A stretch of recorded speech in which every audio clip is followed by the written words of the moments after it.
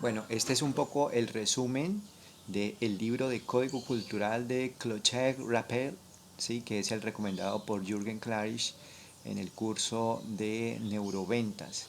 Entonces vamos a ir rápidamente por la primera parte, la primera parte de la primera parte de la primera parte. ¿Listo? ¿Por qué? Pues porque el libro es largo, pero yo creo que está muy ameno al principio y está muy interesante. Entonces vamos a resumirlo de la siguiente forma.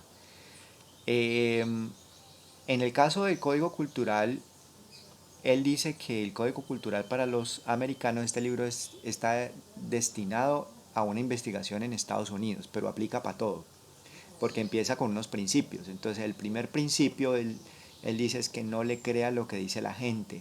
Bueno, esto ya lo sabemos de Claric, Focus Group no funciona, la gente dice una cosa en las encuestas para quedar bien, pero realmente quiere decir otra, ¿sí? Y él da el caso concreto con un carro que luego vamos a ir más tarde a investigarlo un poco, que es el PT Cruiser, ¿sí? El PT Cruiser o PT Cruiser, ¿sí? Vamos a verlo por aquí, el PT Cruiser, yo lo tengo aquí mismo, ¿sí? Entonces, este PT Cruiser, este es el carro en cuestión, ¿sí? Entonces, esto es de Chrysler, ¿listo? Entonces, ese carro fue concebido no en un focus group, sino a través de una investigación que hizo precisamente este señor, porque este señor fue el que ayudó a levantar ese carro para el diseño, y pues la gente quería un carro diferente, ¿sí? En las encuestas y resulta que eso no era así. Algo muy importante acá que podemos enfatizar es que si nosotros estamos en encuestas, la gente no dice lo que es en las encuestas, por lo tanto, digamos, el voto de opinión o el gobierno a través de la opinión es muy peligroso. Es decir, si yo le pregunto a la gente qué quiere, como lo hacían los emperadores romanos, que le decían a la gente, bueno, diga ustedes qué es lo que quieren para de alguna forma, digamos, como seguir el voto popular, seguir la opinión del pueblo. Eso no se puede, eso es, ¿por qué no se puede? Pues porque esto es un tema que no les va a funcionar, claramente, no va a funcionar. Bueno, es el primer principio, vamos al segundo.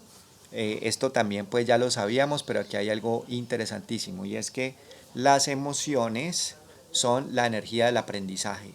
¿Sí? La imagen que hay allí de niños es porque él va a conectar esto con los siguientes tres principios, así que mucho cuidado. Él dice que a partir, digamos, del primer año de vida hasta el año número 7, todos los seres humanos, pues, tenemos esa capacidad de aprendizaje. Si nosotros logramos conectar con emociones fuertes aquello que estamos aprendiendo, entonces pues va a ser mucho más fácil que ese aprendizaje sea implementado rápido por los niños. ¿Listo? Ahora, esto no solamente es en niños, sino que el principio también funciona con los adultos. Mientras más emoción le pongamos a las cosas, más positivas, mejor dicho, no positivas, mientras más fuerte sea la emoción, así sea negativa o positiva, pues el aprendizaje queda allí.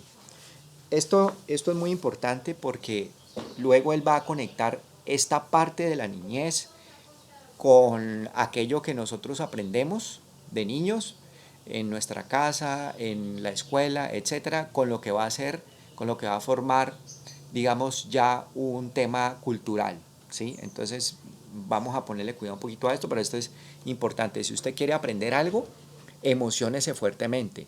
Si usted quiere enseñar algo, emociona a los demás fuerte, fuerte. Es decir, muévalos, hágalos reír, hágalos llorar, etcétera. ¿Para qué? Para que el aprendizaje quede. Ese es un principio fundamental también. Ya lo sabíamos, pero es que el tema es que aquí está escrito. Lo que pasa es que nosotros ya tenemos a Jürgen que, digamos, ha estado como la punta de lanza de todo este conocimiento y ha sido el divulgador de todo esto, ¿no? Bueno, otro principio importante, él dice que la estructura es más importante que el contenido. Puse esta imagen porque aquí vemos una estructura, ¿sí? Es que el concepto de estructura puede ser un poquito complicado, puede ser ambiguo, ¿sí? Pero, ¿qué quiere decir? Por ejemplo, una estructura en literatura siempre tenemos en una novela tenemos un inicio, un enredo, un desenlace y una conclusión. Esa es la estructura, ¿sí? Entonces, cualquier novela, cualquier película tiene esa estructura. Por eso él dice acá que la estructura es más importante que el contenido. Es decir, usted averigüe la estructura cultural a un nicho o a algún pueblo en especial. Por ejemplo, cuál es su lenguaje, cuáles son sus hábitos, cuáles son su música, que es lo que estamos hablando de inicio, conflicto y desenlace, como esas tres partes que tiene la literatura, en la cultura y digamos, en los seres humanos tenemos una estructura. Por lo tanto, la estructura es más importante que el contenido, ¿sí? Es decir, que el mensaje en sí. Entonces vamos a ver luego por qué es importante eso de la estructura. Listo. El cuarto principio dice que hay un tiempo en donde se generan las improntas. Una impronta es una marca que le dejan a uno de manera eh, psicológica, es una marca emocional, es una marca en el cerebro que queda forever, así como esa marca que le están colocando ahí a ese caballo. ¿Cuándo se genera ese tiempo? Pues precisamente en el principio 2 lo estábamos viendo, allí, en esta edad. Estamos hablando del 1 a 7 años, es donde se generan las improntas. Él da un ejemplo muy especial con las improntas que se generan en Estados Unidos con diferentes productos. Por ejemplo, da el producto de la mantequilla de maní.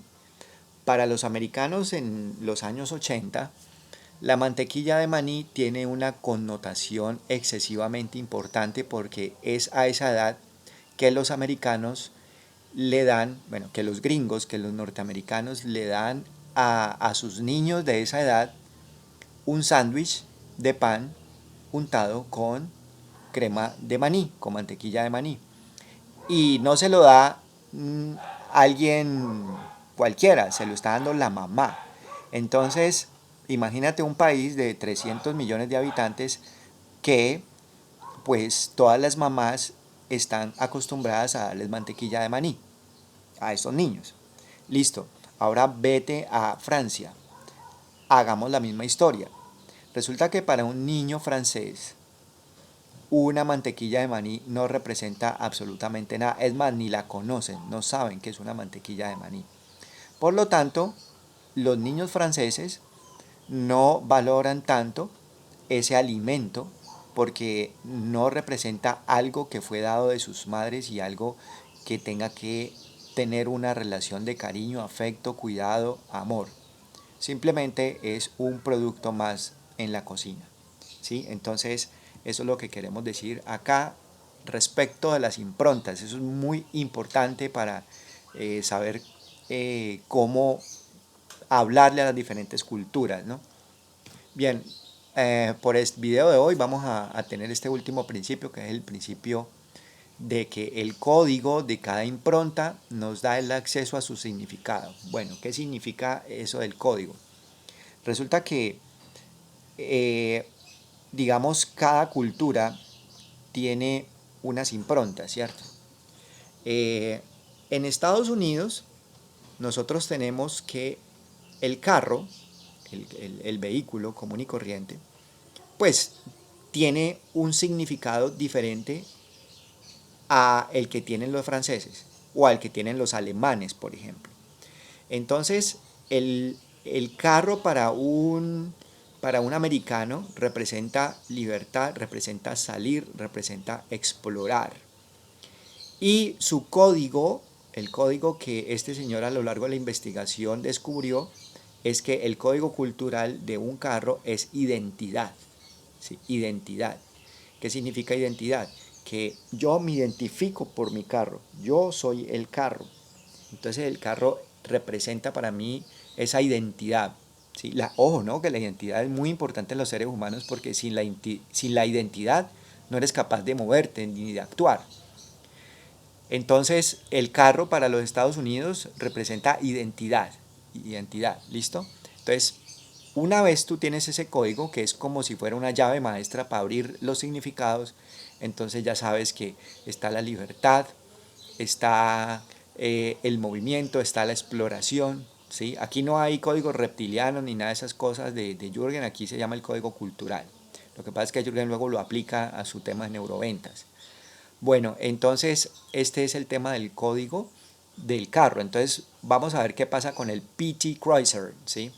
Entonces resulta que cuando Daimler, Daimler-Benz, que es una empresa de ingeniería de carros, compra a Chrysler, y en ese momento estaban diseñando este carro allá en Estados Unidos. Entonces cuando se hace la fusión de la empresa, para los alemanes el código cultural de un carro es ingeniería, ¿sí? O sea, no es identidad como en los americanos, sino que para los alemanes es ingeniería. Resulta que cuando los alemanes compran este carro, esta planta, ven este carro y entonces dice, esto va a ser un auténtico desastre porque definitivamente este carro no tiene ni pies ni cabeza. Esto en términos de motor es lo más ineficiente, en términos de líneas de ingeniería es lo peor que pudieron haber construido.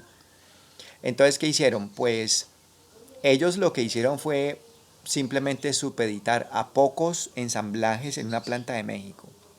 Bueno, pues resulta que como para los americanos el código cultural de un carro es identidad, este carro fue diseñado precisamente para dar eso, para dar identidad.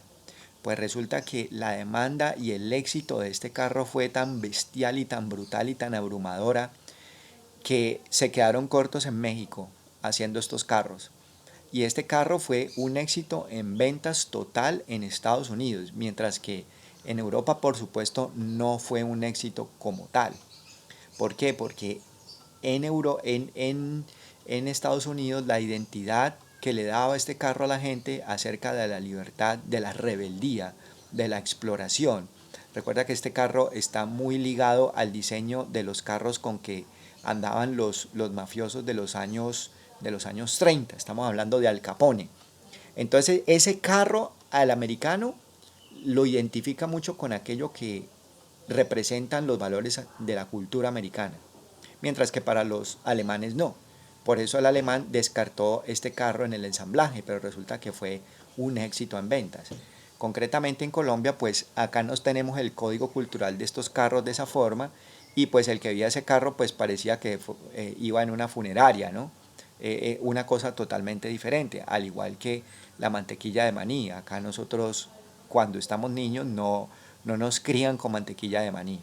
Bien, pues este es el principio número 5. Siempre tenemos que ver cuál es el código de cada impronta. Acuérdate que la impronta es aquello que nos marcaron de niños y ese código nos da acceso al significado de esa impronta. Por ejemplo, el de la mantequilla de maní para los americanos.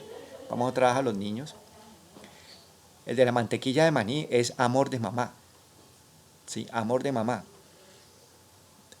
Por ejemplo, en Francia se utiliza mucho la champaña y se utiliza mucho el vino en las comidas.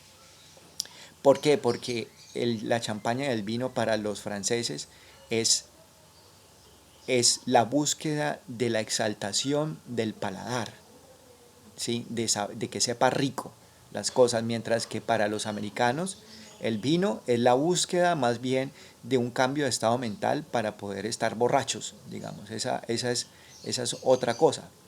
Lo mismo el queso para los franceses representa vida, representa estar vivo, mientras que para los americanos pues es lo contrario, representa estar muerto. ¿Por qué? Porque el queso te lo pasteurizan, el queso le quitan el olor, el queso lo ponen en un plástico al vacío, luego lo meten en una nevera. Eso para un francés representa meterlo en la morgue. ¿Sí? Entonces, como vemos, hay bastantes diferencias de una cultura a otra en cuanto al mismo producto. Bueno, Luego seguiremos haciendo un resumen acerca de este libro que está muy interesante, Código Cultural.